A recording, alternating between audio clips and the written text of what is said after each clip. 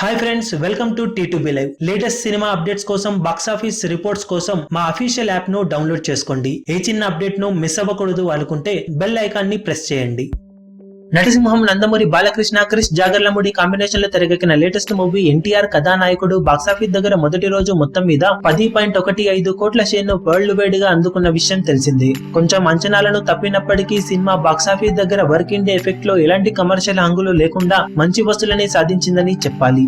కానీ pre release business దృష్ట్యా సోలోగా సంక్రాంతి సీజన్ లో రిలీజ్ అయిన దృష్ట్యా అందరూ కొంచెం ఎక్కువగానే సినిమా నుండి ఆశించారు. ఇక బాక్సాఫీస్ దగ్గర రెండవ రోజు సినిమా పరిస్థితి కొంచెం వీక్ గానే ఉందని చెప్పాలి. మొదటి రోజుతో పోల్చుకుంటే రెండవ రోజు డ్రాప్స్ భారీగా పడిపోయాయి. దాంతో పాటే పోటీలో సూపర్ స్టార్ రజనీకాంత్ పేట సినిమా కూడా ఉండటంతో ఈ సినిమా పర్ఫార్మెన్స్ మరింత వీక్ గా మారింది.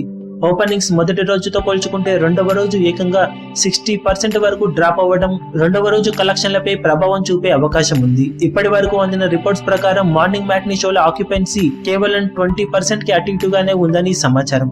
ఈవినింగ్ అండ్ నైట్ షోల అడ్వాన్స్ బుకింగ్ మెల్లిగా జోరందుకుంటున్న నేపథ్యంలో సినిమా రెండవ రోజు ఎలాంటి కలెక్షన్లను సాధిస్తుందనేది ఆసక్తికరంగా మారగా, ప్రస్తుతం ఉన్న బుకింగ్స్ అండ్ స్టేటస్ ని బట్టి చూస్తే రెండవ రోజు బాక్సాఫీస్ దగ్గర ఈ సినిమా 3.5 కోట్ల నుండి 4 కోట్ల రేంజ్ వసూలను అందుకునే అవకాశం ఉందని చెప్పాలి.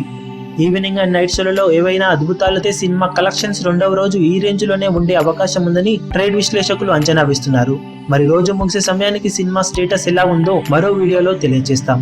ఈ వీడియో మీకు నచ్చినట్లయితే లైక్ చేయండి, షేర్ చేయండి, ఛానల్ ను సబ్స్క్రైబ్ చేయడం మర్చిపోకండి. ఏ చిన్న అప్డేట్ ను మిస్ అవ్వకూడదు అనుకుంటే బెల్ ఐకాన్ ని ప్రెస్ చేయండి.